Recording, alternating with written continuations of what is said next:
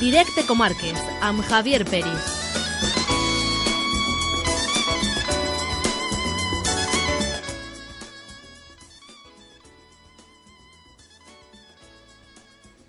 En el fons, diria que ens agrada, no tan sols als polítics, o alguns d'ells, també a nosaltres, als periodistes, i per supost a la gent del carrer. Parle de l'idioma, dels dos idiomes propis dels valencians. En veu alta i en públic, a sovint ens queixem de la tabarra de l'anomenada guerra de la llengua, però sembla que després disfrutem discutint. En esta ocasió ha bastat que a Belreguard un veí es queixara de que els cartells del poble no estan rotulats en castellà per a que la delegació del govern escriguera a l'Ajuntament per este motiu. El curiós és que quan manava en el municipi el Partit Popular, els carrers ja no eren només carrers, ja eren només carrers, no calles, i ningú va protestar. Perquè d'altra banda no conec de cap cas de pèrdua ni tan sols de xiquets degut a que les senyals del centre-ciutat no estaven traduïdes. Tot això seria a la fi una anècdota si no fora perquè són molts els municipis valencians que tenen molts cartells i senyals només en valencià. I amb els greus problemes que arriben cada dia als seus ajuntaments, ara la punyetera política pot obligar-los a perdre temps i diners en una, no sé si dir estupidesa, però quasi.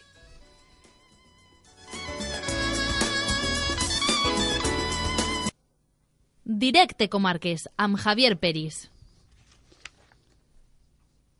Ese soy yo, sí señor. 5:03 de la tarde. Comienza Directe Comarques en este lunes 19 de febrero. Bienvenidos al único programa que, a mí me conste, cada día repasa la actualidad de los municipios valencianos en el dial radiofónico. Y eso solo ocurre aquí, en la 99.9. Paula Navarro, filla de Almàssera, es uno de los pilares, de los sillares de este programa. ¿Qué tal, Paula? Molt bona vesprada, molt bé. Molt bé, dilluns, però bé. Sí, siempre, los lunes vienes siempre, sí, animada. Sí, perquè m'imagino que els fins de setmana els aprofite molt i el dilluns, pues, dic, les piles recarregades i dic, a treballar. A més aprofites els caps de setmana i tot. Claro que sí, hi ha que aprofitar-lo. Ja m'estàs desanimant, Vicent Gorgués, ¿qué tal? Hola, bona vesprada. Bueno, Vicente es otra persona que suele, en fin, también venir animado ya de casa, ¿no? Sí, un dilluns que ja té cert sabor a falles. Ya se nota en l'ambient un poc, ja se respira. No me digas. El temps, sí, el pròxim diumenge ja és la crida. Lo que faltava para deprimirme. I aquest fin de setmana comencen ja les verbenes de falles, vull dir-ho, per si... S'apuntarem. Molt prompte diuen que comencen, però ja comencen. Bueno, hoy nos acompaña en los estudios de Directe de la 99.9, aquí en Directe Comarques, un superconcejal. ¿Vale? Un superconcejal porque uno a la vista de las áreas que lleva en el Ayuntamiento de Silla, pues uno diría que es que el resto no quería trabajar. Y entonces ha dicho, bueno, pues que Valentín se encargue de todo, ¿no? Valentín Mateos Mañas, ¿qué tal? Molt bona vesprada. Molt bona vesprada. Gracias per vindre. Moltes gràcies a vosaltres per convidar-me. Hombre, yo lo decía medio serio, medio broma, pero bueno, es que llevas urbanismo nada menos que urbanismo, pero también infraestructuras, también cultura y memoria histórica. Bueno, es que solamente con urbanismo y cultura uno ya tendría para mucho, ¿no? Sí, la veritat que sí, són aquestes coses que quan se va fer el repartiment de sobte te vas trobar que te proposaven tota una sèrie de competències, tu comentaves, bueno, que no fa falta tanta... Però, bueno, la veritat que moltes ganes i jo crec que en un projecte molt interessant per portar noves idees al nostre poble. Ponnos al día un poco de cómo está el equipo de gobierno en Silla. Bueno, estamos hablando de una población del Horta-Sud que está casi cerca de los 20.000 habitantes, ¿no? Sí, són 18.500 habitants aproximadament. Con la majoria dels municipis de l'àrea metropolitana se trobem en una situació en els últims 4 o 5 anys d'una pèrdua, un estancament en quant a la població, no? Però jo crec que és un comportament genèric. Prou no? general, és veritat, sí. I, bueno, un equip de govern que està format per 4 partits. 4? Un 4 partits, no? Estem allí. A més, Silla és un dels municipis que més representació de partits té. En el govern estem 4, estem en el Partit Socialista, està Compromís, està la marca de Podemos, que seria Silla en Democràcia, i estem nosaltres. I després també... Nosaltres, que no hem dit encara, és Esquerra Unida. Perdó, que jo sempre dono per segut. Sí. Nosaltres som Esquerra Unida i després tenim en la posició que està el Partit Popular, està Ciudadanos, està els Verds, que tenen també representació, i també tenim a Espanya 2000. Ahí siguen, ¿eh? Sí, señor. Sí, son varias legislaturas ya. Sí. En la anterior tenían 2 y en esta pues avisaren y tienen un regidor. Bueno, he sumado 8. 8 listas. 8, pues mira, cuando monte un partido me dirá, sí, ya. Digo, aquí sale un concejal seguro. ¿Eh? Bueno, hoy Valentín está con nosotros porque está, desde Silla, está liderando una batalla por algo que a nosotros en este programa, por lo menos a quienes nos sigan, pues saben que nos interesa mucho, pero no por frivolidad o es que realmente nos parece algo muy, muy importante, que es el del recibo del agua. Recibo del agua que ya hemos ido contando y en las últimas semanas, hablando casi siempre con personas relacionadas con ayuntamientos de la provincia de Valencia, que tiene muchos padres, recibo del agua que tiene muchos padres. Unos, hacen lo que pueden porque ese recibo, ya que en otros no se puede influir, pues por ejemplo el de la luz, ¿no? De la luz, pues prácticamente ni siquiera la Generalitat puede hacer gran cosa, ¿no? Con los abusos que se dan en este sentido. Pero unos deciden hacer lo posible para que sus vecinos sufran lo menos posible, pagando ese recibo de un producto de primera necesidad que hay que tener sí o sí. Y yo diría aún más, lo pagues o no lo pagues, porque ¿quién no tiene derecho al agua, no? Sí, y no hay que olvidar que la Asamblea de Naciones Unidas en el 2010, gracias a una propuesta de Evo Morales, lo reconoció como un derecho fundamental, el derecho al abastecimiento y al saneamiento. Es decir, por tanto, tendría que ser un principio básico en toda la gestión en este sentido. ¿Qué estáis haciendo exactamente en Silla? O sea, ¿qué veis mal en el recibo del agua en Valencia? Bien, yo creo que hay dos vertientes, ¿no? Nosotros desde el punto de vista del ámbito municipal e incluso estando en la oposición, pues hicimos aquello que muchas veces se hace o se dice, no, mejor que se hace, se dice, ¿no? Es hacer el trabajo del seguimiento del día a día en la política. Nosotros nos pusimos a analizar el recibo del agua, empezamos a hacer charlas informativas en las diferentes asociaciones y fuimos capaces de demostrar en Silla que la empresa concesionaria estaba aplicando unas tarifas que no habían sido aprobadas por el municipio. Nos llamaron los locos de la colina, empezamos a reclamar y al final el ayuntamiento nos dio en parte de la razón de lo que nosotros planteamos. En aquel momento gobernaba el Partido Popular y fuimos capaces de hacer devolver a los vecinos y vecinas de Silla más de 400.000 euros. Con luego a la raíz de que es cierto que nosotros pedíamos que ese incremento tenía que ser mucho más, nosotros lo valorábamos y lo estipulábamos en torno a 1 millón de euros, pero bueno, son estas cosas que al final nosotros es David contra Goliat y no pudimos ganar toda la parte que considerábamos. Hombre, canto en los dientes. A ver, por situarnos, la empresa mixta que gestiona el agua en Silla, que es de estas empresas donde el ayuntamiento tiene el 51%. La empresa mixta es en la entidad metropolitana. Aquí era una concesionaria pura y dura. Pura y dura. Sí. Una concesión, que esta empresa se encarga de esto. 25 años, que además la tenemos anulada y está en precario. O sea, yo creo que sí ya reúne todo el condicionante de la gestión del abastecimiento y del saneamiento que te dice el manual del libro que es lo que no tienes que hacer. Pues eso es lo que nosotros hemos hecho en nuestro municipio. Y es con el reto en el cual nosotros nos encontramos ahora mismo. Estamos en un proceso de estudio de una posible renuncia, de no proceder a la adjudicación, porque así hubo una anulación en la adjudicación como tal, y estamos estudiando la posibilidad de revertir la gestión mediante una remunicipalización, y estamos con un documento borrador para el estudio de ver qué alternativa de gestión es la más viable para el municipio. ¿Y en qué otras casillas del recibo del agua os habéis fijado? Pues nosotros, hace poco estuve en un training de gestión de agua en Valladolid, donde además es uno de los municipios punteros en la remunicipalización del servicio, también liderado en este caso por una concejala de Izquierda Unida. Y yo hablaba con uno de los ponentes, un tesorero, y me decía, si en todos los sitios se pusiesen a estudiar el recibo del agua y lo llevasen en un contencioso, le hiciesen la reclamación correspondiente, en un 95% de los casos se devolvería el recibo del agua. Eso demuestra muchas veces la propia dejadez, no solamente política, sino también de la propia burocracia, del aparato administrativo, ¿vale? Que ha permitido de alguna manera pues que esa gestión se produzca en esos términos, donde no ha habido tampoco un seguimiento en la responsabilidad propia y en la obligación que tiene toda la administración de seguir un servicio tan básico como es el abastecimiento. Nosotros hicimos ese análisis del recibo y veíamos cómo que la parte que hacía referencia al abastecimiento, ¿no?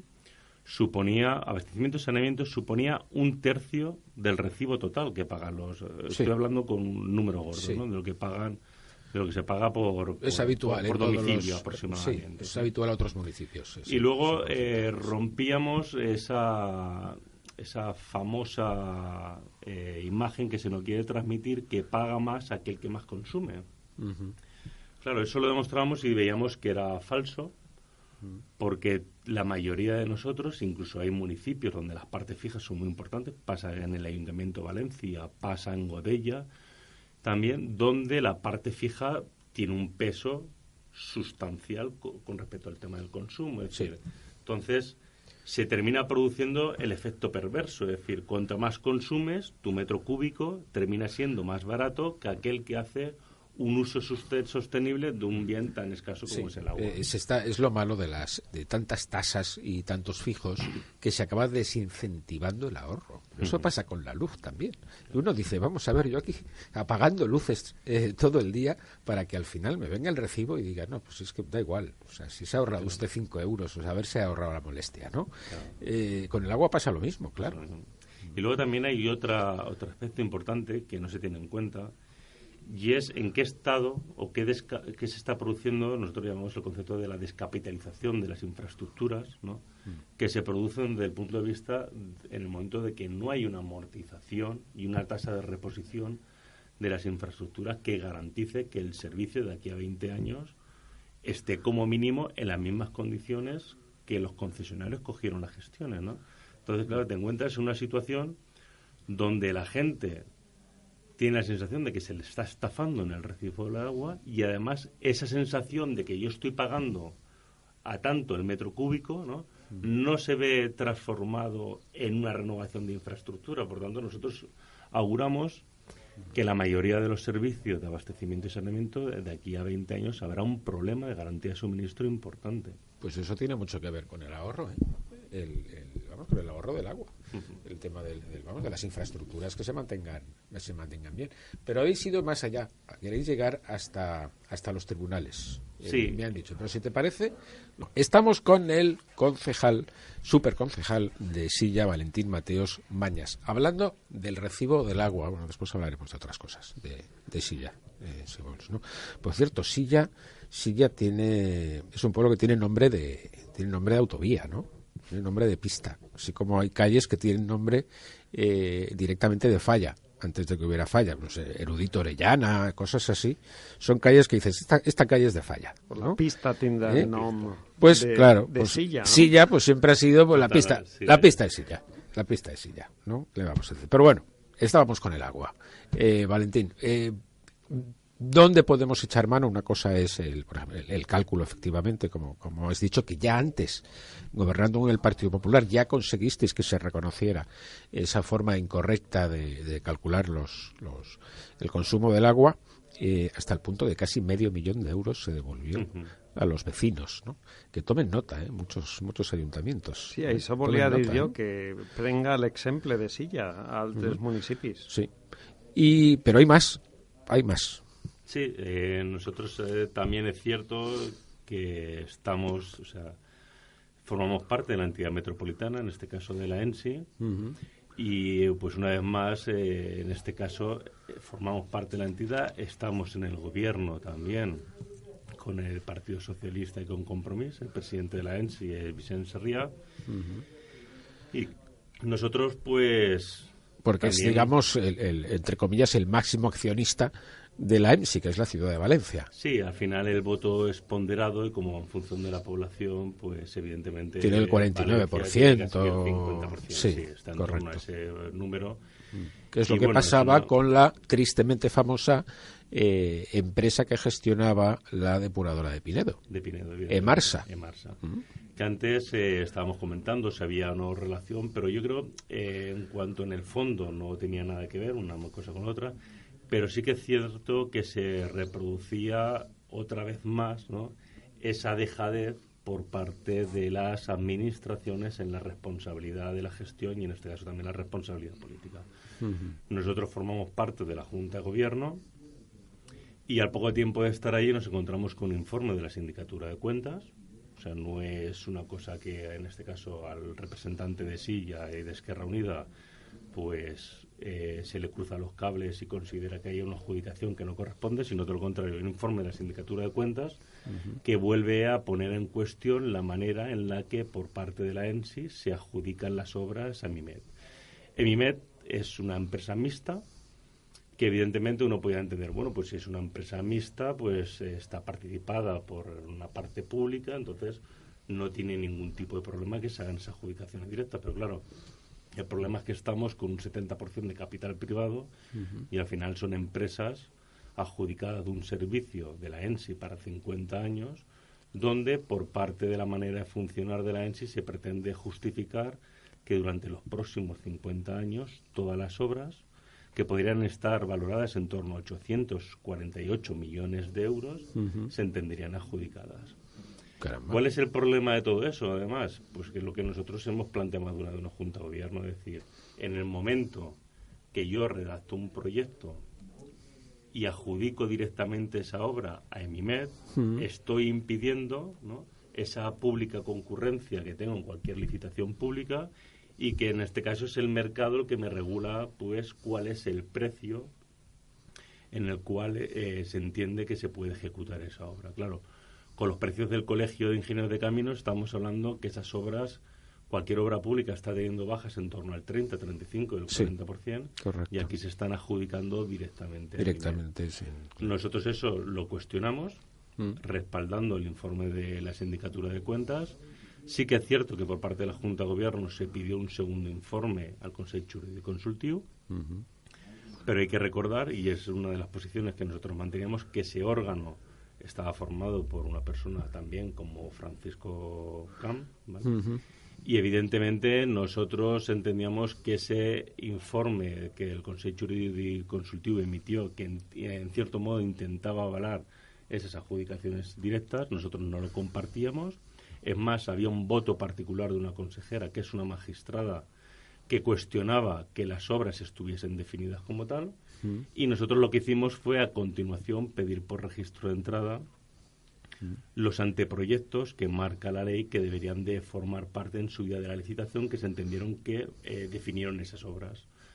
Claro, cuando nosotros lo pedimos por registro de entrada no se nos contesta con ningún anteproyecto, sí, es decir, no existe ningún anteproyecto que hubiese definido esos 848 millones de euros. Por tanto, nosotros hemos hecho el anuncio del correspondiente contencioso administrativo y estamos en esa situación en concreto. Esto aparte de, bueno, de que, en fin, efectivamente desde el punto de vista legal es curioso que en los tiempos que corren se pueda, en fin, dar a entender en una norma que uno tiene, digamos, los derechos sobre las obras públicas, sean ellas las que fueren, ¿no? Efectivamente. Siempre que procedan de esta empresa metropolitana, de la EMSI, durante los próximos 50 años, ahí es nada.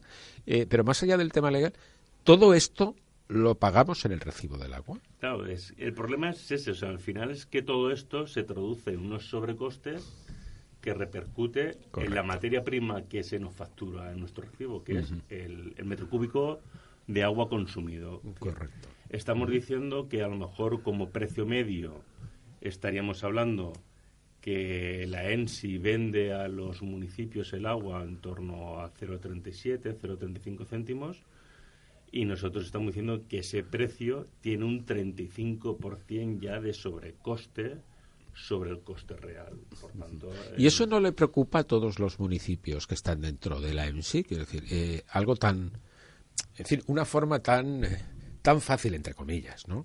Tan fácil. Es decir, si conseguimos abaratar el precio de la materia prima que estamos suministrando a medio centenar de municipios valencianos, es decir, si podemos hacerlo, ¿por qué no lo hacemos o por qué no lo intentamos? Tengo la impresión de que hay como una especie ahí de, no sé, diciendo, bueno, pues el recibo del agua al fin y al cabo es casi lo más pequeñito que se paga, ¿no?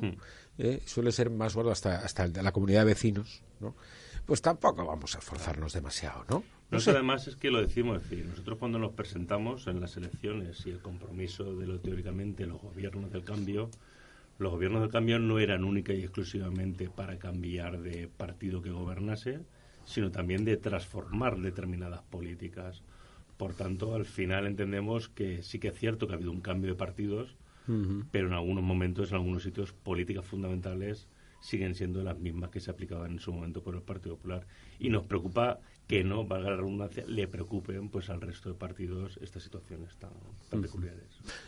Se han cumplido a las 5:30 de la tarde. Vicent Gorges, ¿cuál es la situación en Rocafort? En Rocafort. ¿Estáis contentos? Bueno, bueno, estáis contentos, sois el pueblo más rico de España. ¿Cómo no jo sois famosos por eso. A l'Eliana, que ahí no estic tan content. Tens raó. Sí, Però sí. també me passe molt de temps per Rocafort i Godella. Sí. En l'Eliana sí que hi ha un problema, que és en l'aigua, que no és bona. Es una aigua amb molts nitrats. Pero no solucionasteis el tema de la depuradora aquella. No, que va, ese problema està sense esa solucionar. Que hizo la empresa pública. Nada, res. Hi ha un contenciós entre l'Ajuntament i esa empresa, el Ministeri, ahí yo no m'aclarís mai quan... Tenemos que hablar con el alcalde. Sí, a mí me agradaría convidarlo, sí. Porque hace unos meses, no sé si estabas tú delante, le entrevisté y habló precisamente de este asunto, de la depuradora. Había estado en Madrid intentando desbloquear el asunto porque le reclamaban al ayuntamiento tropecientos millones pues para que empezara a funcionar. No devem cuinar amb aigua de la iseta, del grifo. Fíjate. O sea, que el tema es greu. Pues eso, los tiempos que corren es bastante grave, sí. Claro, evidentment. Hombre, como para no cobrar el agua. Inclús però me temo que la pagaréis igual. Els equips d'osmosis, que molta gent pensava que així no tindries problemes, per a beure no són recomanables tampoc per a poder beure aigua. No afecta els nitrats. No afecta. Clar. O sigui que tenim ahí, hem de solucionar-lo. I a veure si condís l'exemple. A mi el que em dona por és la gent que pense que si s'abarata el rebut, la gent no estalviarà aigua. Evidentment. Nosaltres, al final, ahir, procurem sempre que fem una intervenció molt pedagògica, no? Des del punt de vista que darrere de tot el que més es preocupa, no, és quina és la qualitat de l'aigua, no? I quina és la garantia de subministre, perquè al final és un servei que la gent al final no li donem el valor, no? De jo puc obrir la aixeta del meu quart de bany, del que sigui, no? Jo tinc l'aigua, no? Clar, al final donem moltes vegades com que és un comportament habitual, no? Perquè jo ja hem educat a un servei de determinada qualitat, no? Clar, el problema està quan tu comences a veure municipis en què tenen problema de qualitat de l'aigua, tenen problemes de garantia de subministre, no? I al final, un poquet el camí en el que se trobem és quin és el futur, no? I quina és l'expectativa en la que podem trobar-nos d'ací pues, a un mig termini. De todas formas, yo contestando lo que decía Vicent Gorges, eso de, bueno, pues si es muy barata, pues igual pues la malgastamos o no tenemos tanta cura en ella. O lo que... Es que ha cambiado mucho la mentalidad de la gente, Vicent. Es que tú y yo somos mayores. Pero tú sabes a la gente, sí, tú sabes la cantidad de gente que está muy mentalizada con el tema de la sostenibilidad, del ahorro energético, del reciclaje, de los envases. Yo estoy asombrado, pero asombrado. Pero los machos como tú hay y como gente yo hay gente que recorre dos manzanas pues para poner los botes donde tocan en el contenedor del a mí del m'agrada color que anar sea. a l'ecoparque de l'Eliana també, en moltes fíjate. ocasions. O sea, y que he tú, de desplazarme amb cotxe. O sea que tú has rejuvenecido por dentro, Claro. ¿no? Si esperas a que diga que eres más joven que yo, no lo voy a decir. O sea que no. O sea, has rejuvenecido por dentro, incluso. Sí, yo en ese sentido no...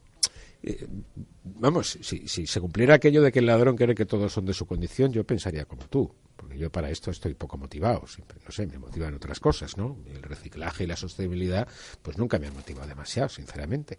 Siempre digo que gratis, yo diría gratis, pues yo qué sé, pues un fin de semana al mes, a limpiar los hospitales públicos de la comunidad. Mira, porque eso me motiva. Una Me anécdota... motiva la sanidad pública, me motiva. Ahora, pues el reciclaje pues nunca me ha motivado. ¿Yo qué lo voy a hacer? Una anècdota molt bona que jo la conto a vegades als alumnes per a recomanar-los que han de ser més ecològics és una de les xiques que va cuidar a ma mare quan estava malalta, boliviana, obria l'aixeta i de seguida la tancava.